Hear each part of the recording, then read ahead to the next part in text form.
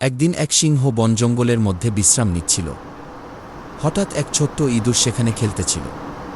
ইঁদুরটি খেলার অজান্তেই সিংহের গায়ের উপর উঠে পড়ল।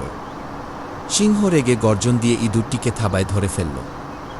ইঁদুরটি খুব ভয় পেয়ে কাঁপতে কাঁপতে বলল, মহারাজ, দয়া করে আমাকে ছেড়ে দিন।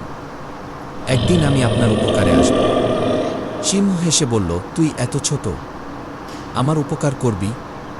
তবু মজা পেয়ে সিংহ তাকে ছেড়ে দিল। কয়েকদিন পর শিকারীরা জালে ফাঁদ পেতে সিংহটিকে ধরে ফেলল। সিংহ অনেক চেষ্টা করেও জাল ছিঁড়তে পারল না। তখন সেই ছোট ইঁদুরটি ছুটে এসে সিংহকে দেখতে পেল। ইঁদুর তার ধারালো দাঁত দিয়ে জাল কেটে ফেলল এবং সিংহ মুক্ত হল।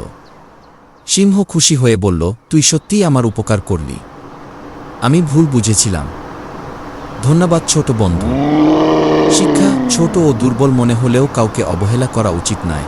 কখনো কখনো ছোটরা ও বড়দের উপকারে আসতে পারে।